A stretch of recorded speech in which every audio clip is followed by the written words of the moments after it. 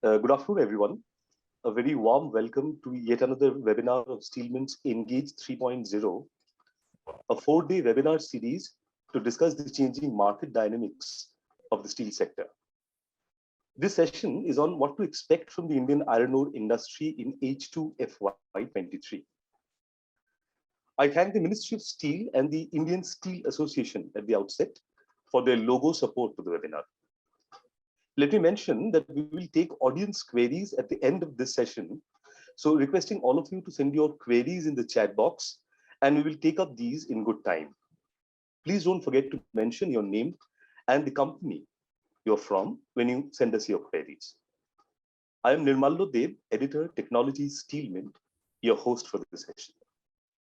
And I am Nishtha Mukherjee, General Manager, Steel and Iron Ore Vertical at Steel Mint, who will co-host this session. Goa is all set to resume the mining activities as the government has recently put up auction for 4 iron ore blocks. To hear more on this, we have our esteemed speaker, Dr. Suresh Shanbhog, Directorate of Mines and Geology, Government of Odisha, with us today.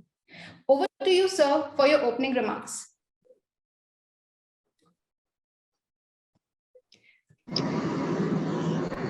Very good afternoon. Am I audible? Hello? Yes, you are, sir. Yeah. Very good afternoon to all of you. I'm Dr. Suresh Shanbhog. If you remember, a couple of months back, I had attended a conference in Delhi. Promised to come out with the first NIT very soon.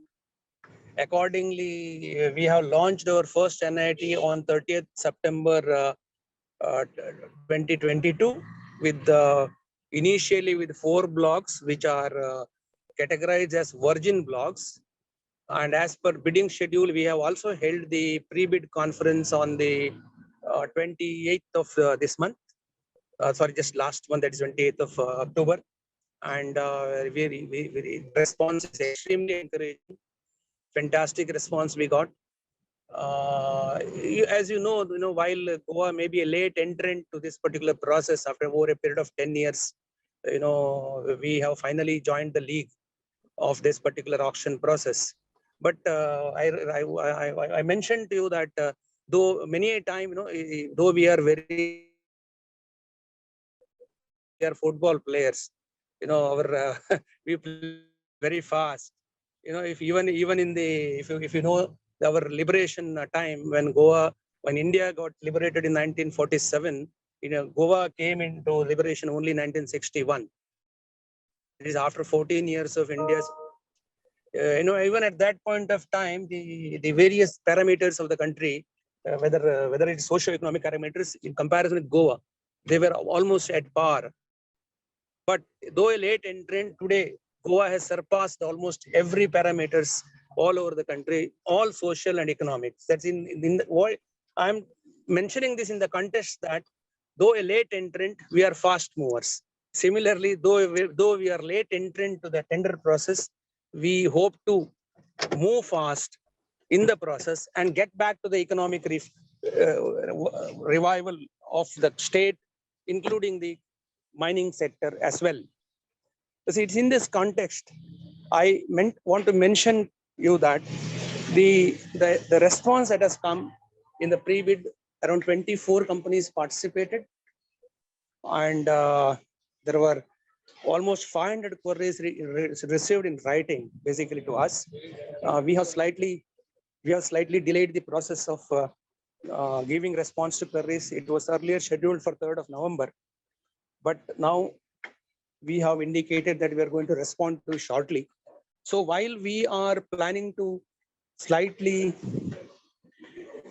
give a schedule, slightly reassess the schedule in terms of the various timelines that are put in, the overall time schedule for the purpose of auctioning, the final date, we are likely to keep it at same level. So initially, I would like to speak only this much. So then I don't mind taking questions to the extent that those questions doesn't interfere my bidding process bidding process confidentiality. To that extent, I would be able to answer to those questions. Thank you very much.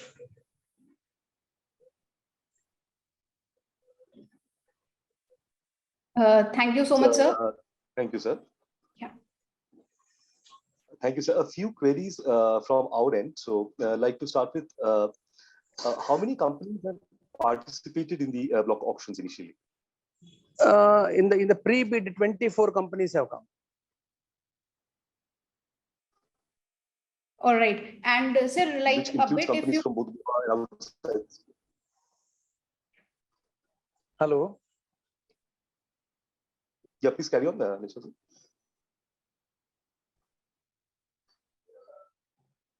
No, somebody was asking some question.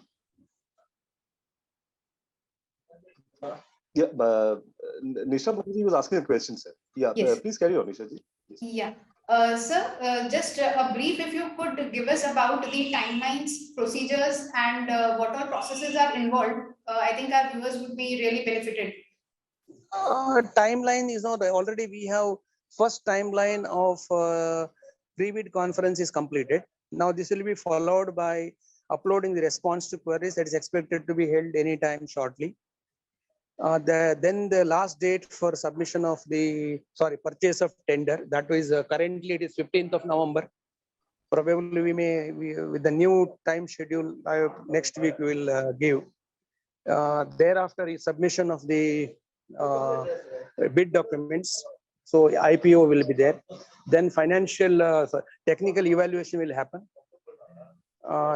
If there are any lacunas or something that are there, that will be reported back to the bidders for rectification. Then the last leg, that is December 12th to December 21st.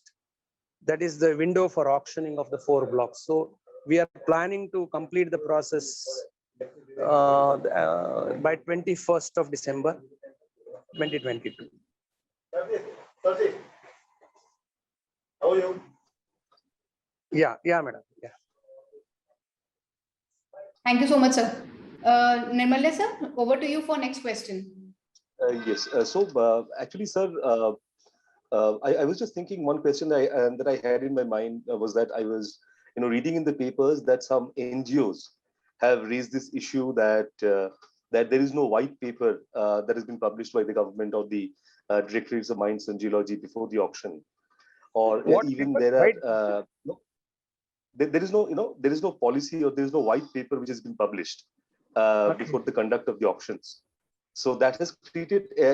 Do you think that has created any kind of uncertainty as regards the conduct of the auctions?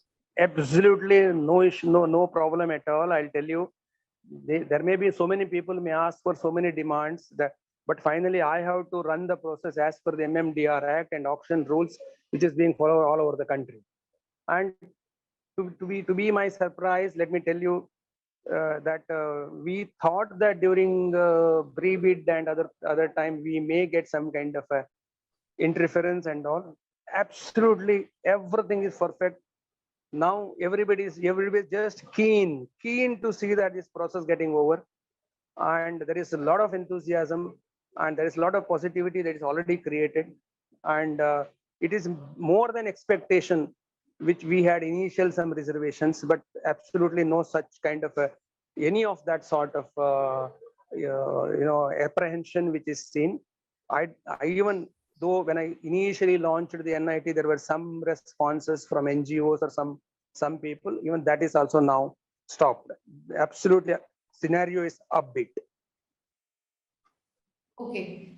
Sir, like as you mentioned that probably till December, we will have a clear picture of the final winners of these block auctions. So how soon do you see the mining activities resuming in Goa for iron ore? Yeah, these are virgin blocks. While these, as per the MMDR Act, upon issuing of LOI, they will have 3 years time to take the all necessary approvals.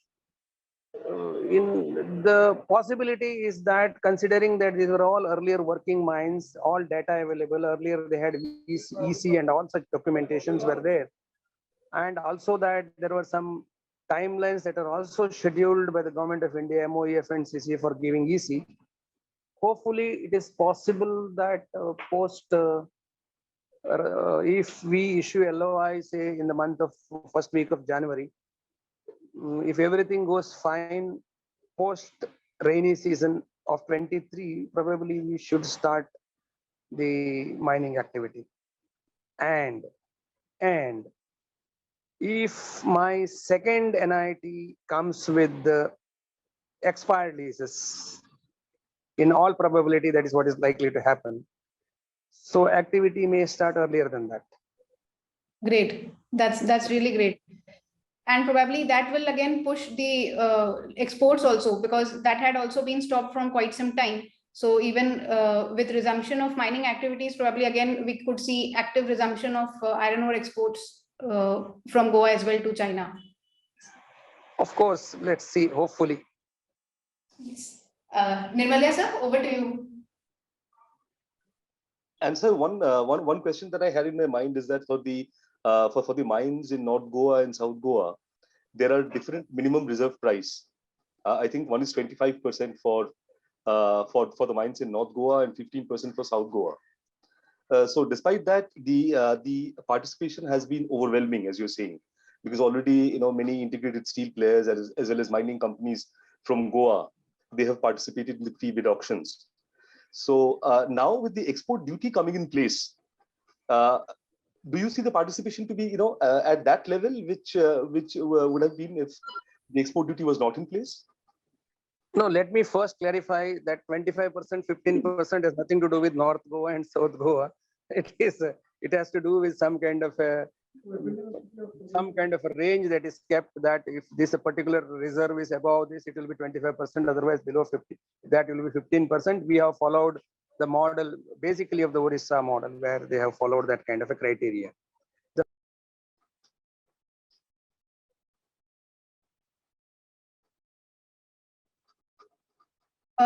Dr. Suresh, I think we have lost you. You are on mute, I think.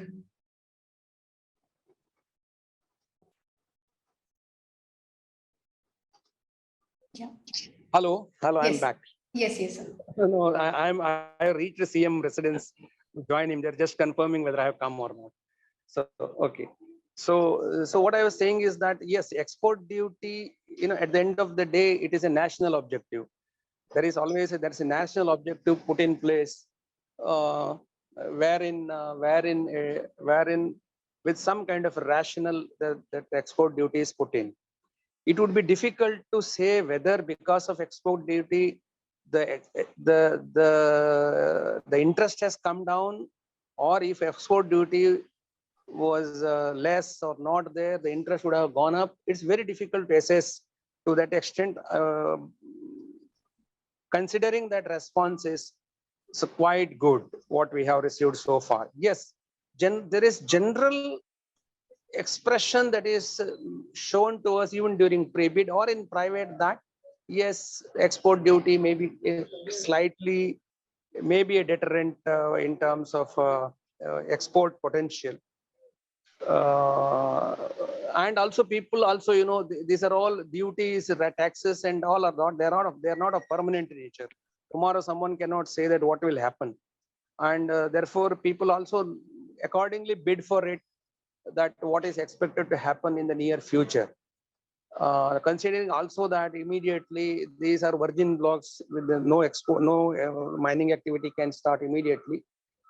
So probably I feel that that may not be a big deterrent in terms of the interest that is there in the process. Thank you, sir. Sir, I think one question that I would like to ask, will there be the production cap being continued? I mean, earlier we had a production cap in Goa for iron ore. So will it be valid for these mine blocks that will... Of course, this cap has to be there, because this is the cap put by the Honorable Supreme Court, considering the carrying capacity. Unless otherwise I do some certain measures that are indicated to enhance my capacity, carrying capacity, and the cap from maybe 27, 35 and all, which the state may have to do in the near future, work on it. Otherwise, yes, the cap exists and cap is going to be there. Thanks, sir. Thank you, Dr. Suresh, for your valuable comments. We're thankful to you, sir, for joining and enlightening us about the situation in Goa. Now we turn to our second speaker for the session. Thank you. Permit me, I want to leave the session. Thank you very much. Thank you so much, sir, for joining. Thank you once again. Yes. So now we turn to our second speaker for the session. Dr. Umesh Jain is working in the Department of Steel and Mines, Government of Odisha, and presently posted as Additional Director, Mines cum State Head, ITPMU Bhubaneswar. In the Directorate of Mines, Odisha, a mining engineer by training, Dr. Jaina received his PhD in mining engineering from Collins University in the USA. He is also a renowned literature. Over to you, sir, for your opening remarks for our session. Thank you. It's great news that Goa has come into the play of auction, and I extend my heartfelt congratulations to them and wish the best output in the auctions. So far Odisha is concerned, Odisha had put 4 blocks, 4 iron and 3 iron and 1 manganese block to auction during May this year. We thought of auctioning sometime, but finally government annulled the auction owing to the market condition. So we are left with that 37 auctions which we have done earlier to this year. We have conducted 37 auctions successfully, of which 23 mines are also running and they're giving their best output. 2 leases which were put to auction, but the successful bidder did not execute those leases. Those are given to the OMC. So they are operating that. So 23 plus 2, 25 mines are operational, of which 1 is a virgin lease, which was won by sorry.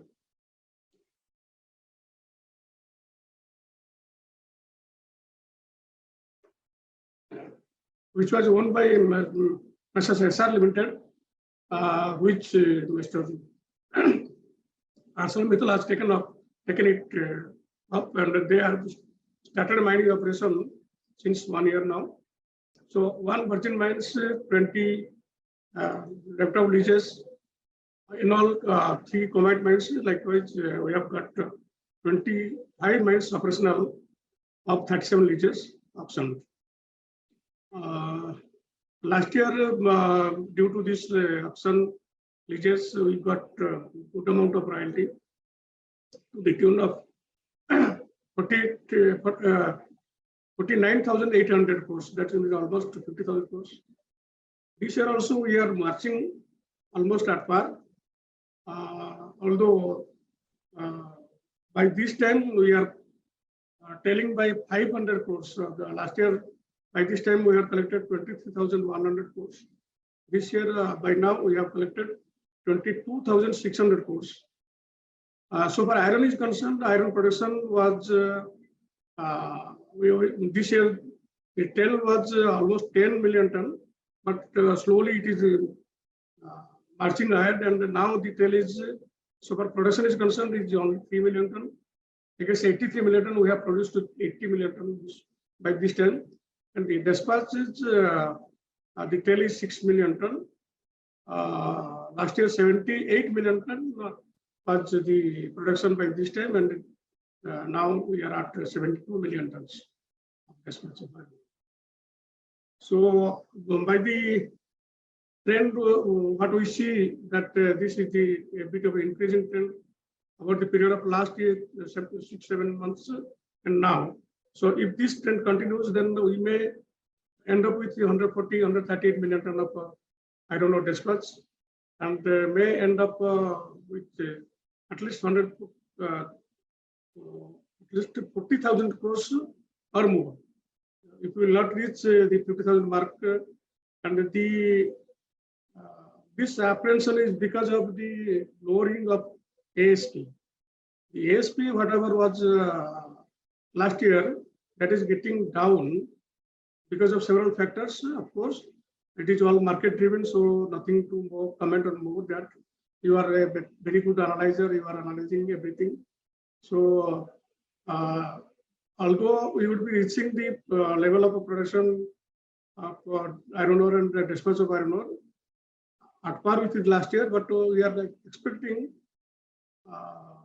the collection of royalty would be less, minus 10 to 8,000 crores. Of course, coal in Odisha has been very much significantly doing well. By this time, they have already contributed whatever they have contributed last year by the end of the year. Means I believe that it will be doubled. Last year it was from coal, we had got 3,000 crores. We are expecting 6,000 crores. So those amounts and all put together, we are eyeing at 50,000 crores. But so my express concern, so the pace we are moving, we may end up at 40 to 42,000 crores. So, but the collection of royalty is the concern. About auction, again, we have put 5 minor mineral blocks to auction, which is on, and the process is almost completed now. The technical evaluation has been done already, and it is scheduled on 14th, 15th, 16th of November for the forward auction. Of 5 blocks, we have got bids for 3 blocks, 2 blocks we have not got any bids. So these 3 blocks again, in 1 block we have got 13 bids, in 1 11 bids, and in 1 3 bids. So all 3 are going for production. So we are expecting that the minor mineral quartzite and quartz, those will also be doing well, like the iron ore and like graphite, etc. have been in Odisha. So that is it, where we stand now. Any questions? Thank you so much, sir, for giving that update on Odisha iron ore industry.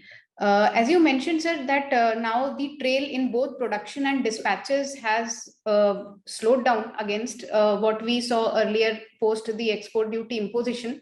What is your outlook on Odisha iron ore production as well as dispatches for this fiscal? As I told you, we may reach the level of production and dispatch last year. We ended at 138 million ton of dispatch and 140 million ton of production. So we may reach there, provided during last September and October the range is a bit more. So in fact the gap was 10 million ton in production dispatch both. In production it has been reduced to 3 million ton, and in dispatch it is been reduced to 6 million ton. So if this trend goes on, then we may end up at 138 to 140 million ton.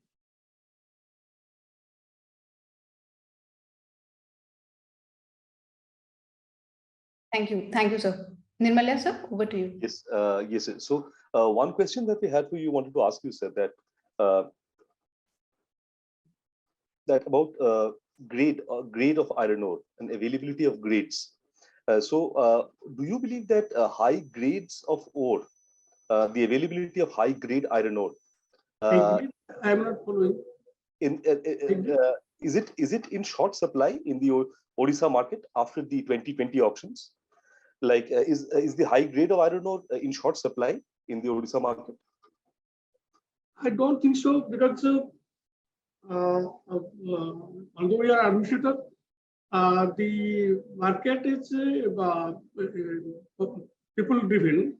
So if the industry would take, it will be available. If the industry will decline, then it will not be available. And whatever say JSW and Asal Mittal are doing, Captain Mansell said, so whatever they require, they are taking that mineral.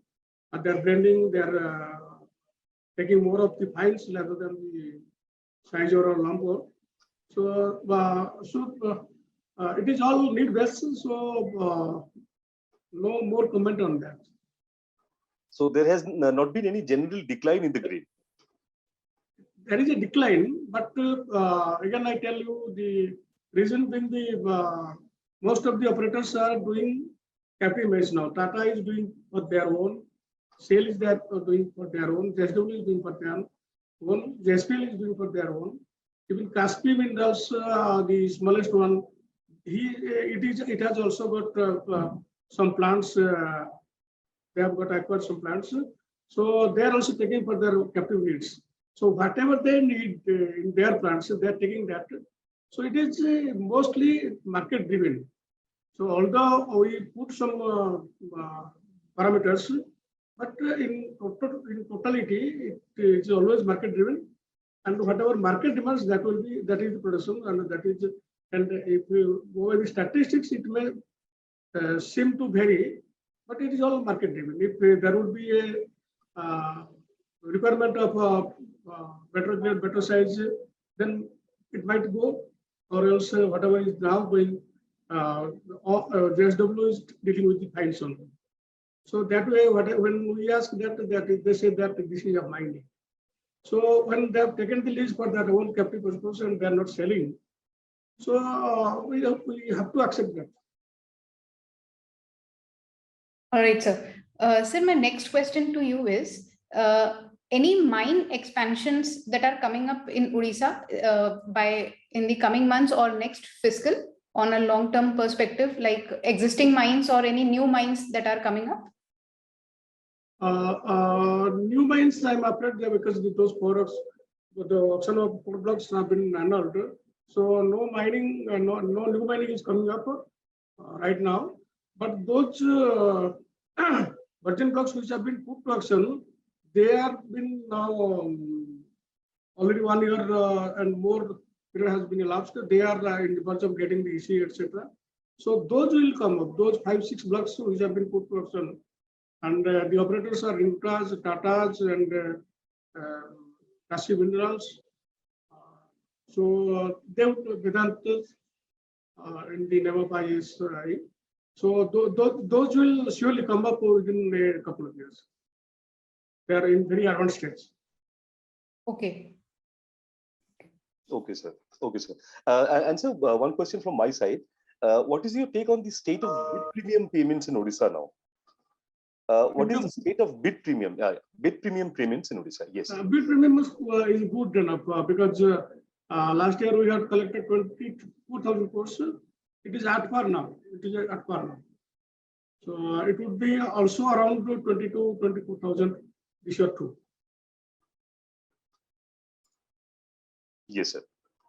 So now, just to take up one question from one of the questions raised by the participant, that it's a very important question. So I'm putting it forward that the secondary steel sector is facing a major issue in sourcing of iron ore, as many merchant mines have either been taken over by the big players or have been closed due to unviability in operations.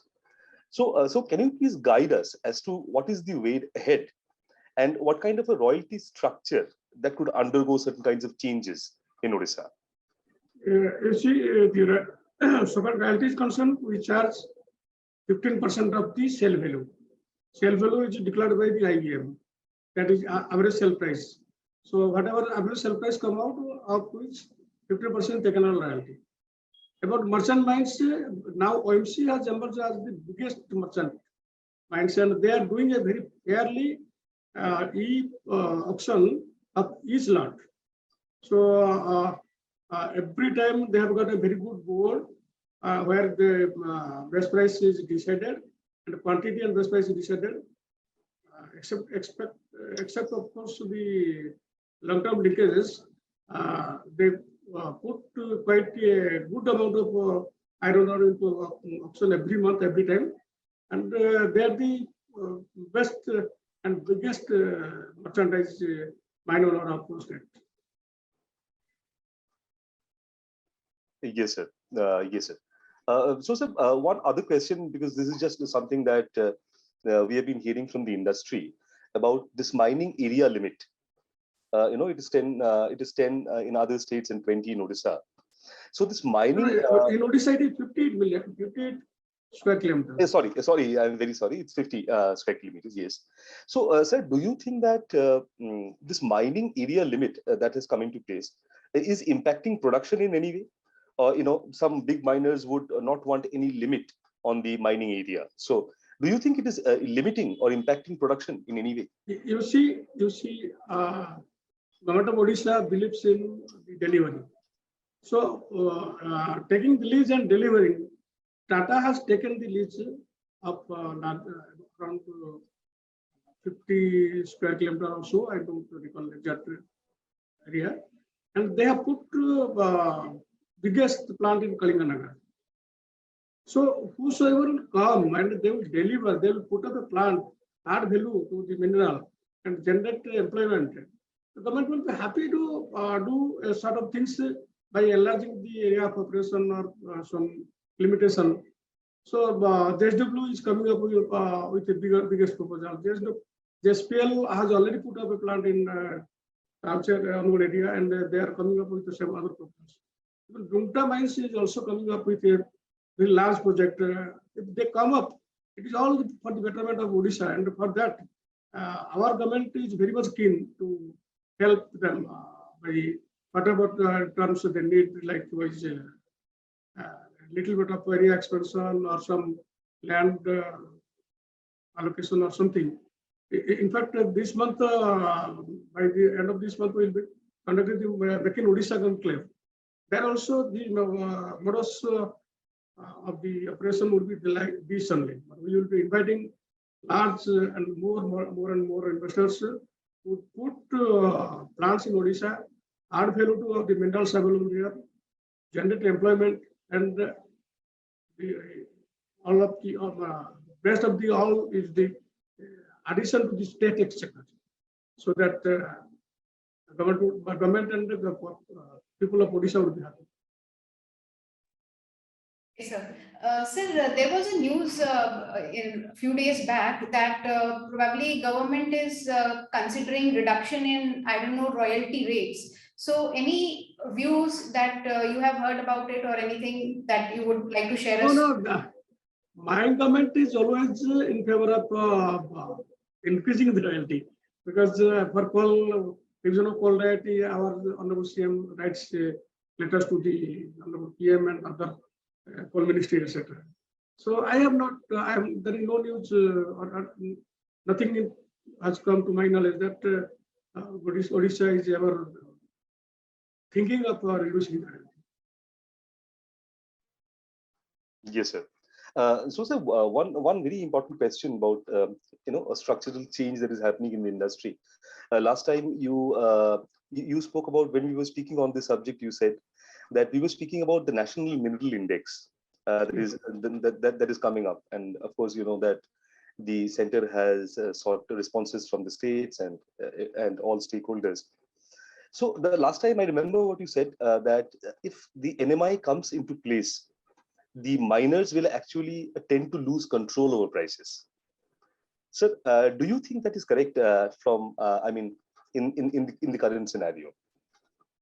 This aspect is a it has got a very large impact, and should have got a large debate on this.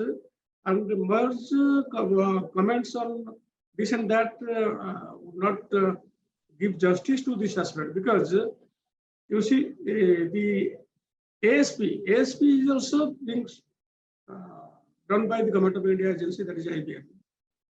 They basically need the feedbacks from the lessees by way of the returns. From the return, they capture the figures and then they multiply and extrapolate, and they do the justice, whatever the calculation method is there, and they come up with the ASP. And the ASP is the benchmark for us to charge the royalty. We charge royalty 15% of the ASP. The NMI, the National Mineral Index, would be also the Government of India's figure, and they might be doing some research, some feedback they will take from the sources, and then they will come up with the formula and come up with finally figure of the iron price index. And that would be the figure for us to calculate the royalty. So I don't think there would be much change or much difficulties for the miners or the general public. Whatever figure comes out, 15 or some odd percent will be revised. That much a percent will go to the state exchequer, and that will be again, because I believe this country of ours is a developing country. So developing country always needs some money from the business houses, and the business houses should not hire this money, because this money is coming back again to them. Because if a lessee is taking a lease in a proximity of the area, suppose 1,000 hectares or something, he will take care of that 1,000 hectares. But evacuation of the mineral will always depend on the railways, on the roads, and the other infrastructure that will be provided by the state. So for that, the fund is needed, and fund is generated through these all. We give income taxes, whosoever are incoming income tax, we give. And on sales tax is coming. On VAT, value tax is coming. So royalty is a component where from the state gets the PT to its exchequer, and then that money is being spent in the development of the infrastructure. So being a developing country, we all should not eye at the government's earning. Rather, we should be happy to contribute to the government kitty, so that that money comes back to us and we get developed faster. So to match the developed countries. That is my personal view. Yes, sir. A very important point. The key takeaway that I see from this webinar is that last time I remember when you spoke at our conference in August, you said that Odisha will lose some 20 to 25 million tons of production this fiscal because of the export duty. But now you say that the trail compared to 2021 is only 3 million tons. So the production is happening at a very fast pace, and Odisha may not lose out on 20 million tons. 25 million tons. We believe so. We believe so, because the trend is now for this trend. Although it is fact that the dispatches on account of the export and on account of the pellet making, that is not happening. Whatever production figure I gave, that is not inclusive of these figures. Had this been there, it would have been even better figures. So the fines intake by the pellet plants and the fines export is not happening. Export is almost zero, and the fines uptake by the pellet plants is also very much. Yes, and so the figure is, of course, not that high. Yes. Okay. Thank you so much, sir. It's time to end the session. For those whose queries remain unanswered, do please write to us separately, and we will try to get the answers in good time. A very great thank you to our esteemed speakers for giving us their valuable time. It was an informative session, and I'm sure our viewers gained a lot from it. Again, a big thank you to the Ministry of Steel and the Indian Steel Association for their logo support to this webinar. Thank you, Mr. Jaina. Thank you, Nishtaji. Over to you. Thank you so much, sir. Thank you, sir. Before we end this session, just a reminder to all our viewers to join in for our next webinar, which is on India's policies and initiatives in the recycling sector. What are the challenges ahead? So I'm Nishtha Mukherjee, wishing you everyone a very goodbye.